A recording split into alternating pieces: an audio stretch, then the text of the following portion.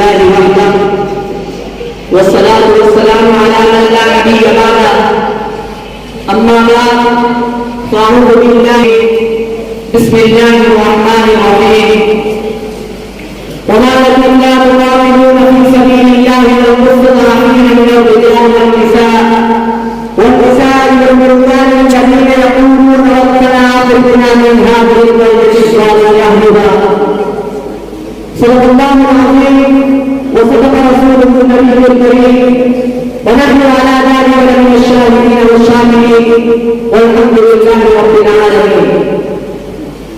میرے والد القدر اور حضرات علماء اکرام اور ناظرین سامعین گرامی، السلام علیکم ورحمۃ اللہ وبرکاتہ.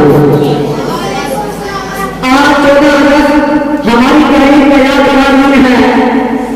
یہ وہ دن ہے جس دن ایک آزاد ملک کی حیثیت سے پاکستان قیام عمل میں آیا. شاید میرے سے معلوم نہ ہو کہ اس آزادی کے لیے پاکستان آنے ہند نے کتنی قربانیاں دی، کتنے علماء شہید کیے گئے، کتنے علماء کو جیلوں میں ڈالا گیا، کتنی ماں اور بہنوں کی عزت پامال کی گئی، کتنے صحابہ کے سامنے ان کے سہار موت کے بعد اتار دیے گئے، کتنے شہیدوں کے سامنے ان کی بیویوں کی عزت پامال کی گئی. اس آزادی کے حصول کے لیے ہمارے بزرگوں کو خون اور آگ کے دلوں سے گزرنا پڑا، مگر سچ یہ ہے کہ ہم نے آزادی کی نعمت کی قدر کر لی.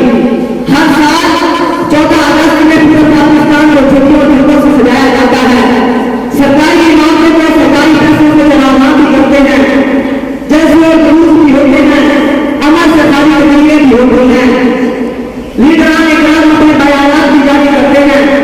مگر جب ہم آزادی کے 75 سال کا سنجیدگی سے نظر ڈالیں تو ہمیں اپنے کامیابیوں پر خوشی کا اور ناکامی پر غم زدہ محسوس ہو.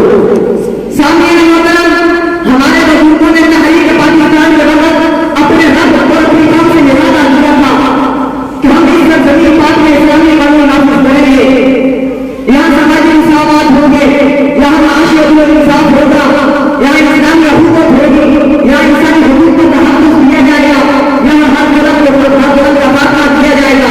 ہم نے نعرہ لگایا تھا کہ پاکستان کا مطلب کیا؟ لا الہ الا اللہ. ہم نے عہد کیا تھا کہ ہم کشمیر خدائی کو ڈالیں گے، لیکن اللہ کے علاوہ کسی کے سامنے ہاتھ نہیں پھیلائیں گے. ہم نے عہد کیا تھا کہ ہم آزاد اور خود مختار قوم کی حیثیت سے اپنے ملک میں رہیں گے. لیکن اپنے دل پر ہاتھ رکھ کر مجھے یہ بتائیں کہ کیا ہم نے وعدہ پورا کیا؟ حقیقت تو یہ ہے کہ ہم نے اپنے رب سے بھی بے وفائی کی اور اپنی قوم سے بھی بے وفائی کی. کیا یہ حقیقت نہیں کہ ہم آج پورا ملک آزاد ہونے کے باوجود ہم اپنے ملک میں اسلامی حقوق کا مظاہرہ کر سکے؟ کیا یہ حقیقت نہیں کہ علماء کو شہید کیا جا رہا ہے؟ کیا یہ حقیقت نہیں کہ علماء کے دروازوں پہ ان کے گھروں کے دروازے توڑ کر ان کی خواتین سے بدتمیزی کی جا رہی ہے؟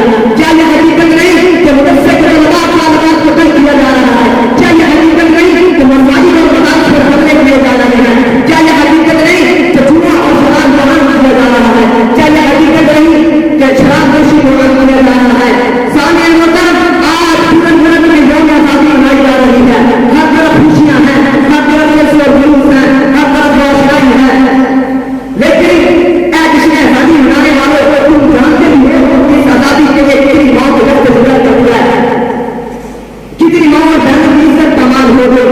اے آزادی کا جشن منانے والوں کو تم جانتے بھی ہو کہ اس آزادی کے لیے کتنے علماء کی قربانیاں ہیں. کیا ہم نے آزادی اس لیے حاصل کی تھی کہ ہم سود کو حلال کر دیں؟ کیا ہم نے آزادی اس لیے حاصل کی تھی کہ ہم ماں اور بہن کا فرق بتا دیں؟ کیا ہم نے آزادی اس لیے حاصل کی تھی کہ ہم ہر بھاشی کو معاف کر دیں گے؟ نہیں، ہم نے آزادی اس لیے حاصل نہیں کی تھی. آج ہمارے ملک کا آج پاکستان کی مالی صورت حال یہ ہے کہ پاکستان کروڑوں روپے تیور سے جمع ہوا ہے. سود لگنے کی وجہ سے روزانہ کروڑوں روپے کا اضافہ ہو رہا ہے. اس کے باوجود بھی قرض لیا جا رہا ہے. سامنے محترم، آپ کو معلوم نہیں یہ قرض کیوں لیا جا رہا ہے؟ یہ صرف قرض اس لیے لیا جا رہا ہے کہ وزیروں اور مشیروں اور حکومتی اداروں کی عائش کے لیے لیا جا رہا ہے. آج یوں محسوس ہوتا ہے کہ اس ملک کے خزانوں پر صرف چند خاندانوں کا قبضہ ہے. ذرا سوچئے، کیا ہم نے آزادی اس لیے حاصل کی تھی کہ اس ملک کے خزانوں پر صرف چند خاندانوں کا قبضہ ہو؟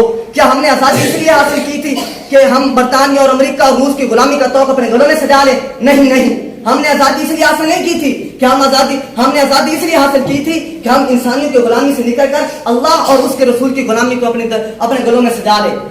سامعین محترم, اگر تصورات کی دنیا سے نکل کر حقائق کی دنیا میں نظر ڈالے تو بڑی تلخ صورتحال کا سامنا کرنا پڑتا ہے. آج ورلڈ بینک اور IMF کی حکومتیں ہمارے حکمرانوں کو جو حکم دیتی ہیں وہ ہمیں تسلیم کرنا پڑتا ہے. وہ کبھی کہتے ہیں کہ بجلی کے نرخ بڑھا دو, کبھی کہتے ہیں گیس مہنگی کر دو, کبھی کہتے ہیں ملازمین کو بے روزگار کر دو, کبھی کہتے ہیں فلاں ٹیکس نافذ کر دو, کبھی کہتے ہیں کہ مساجد اور مدارس پر ان کا گھیرا تنگ کر دو. سامعین محترم, کبھی وہ کہتے ہیں کہ مساجد اور مدارس پر گھیرا تنگ کر دو. سامعین محترم, ہم اس وقت تک ہم آزاد نہیں ہو سکتے جس وقت تک ہم اللہ اور اس کے رسول کی غلامی اختیار نہیں کر لیتے. اس وقت تک ہم برطانیہ اور روس اور امریکہ کی غلامی ہی اختیار کرتے رہیں گے. اللہ ہمارے حکمرانوں کو سمجھ اور فہم عطا فرمائے. اللہ مجھے اور آپ کو ہم سب کو عمل کی توفیق عطا فرمائے. وما علینا الا البلاغ.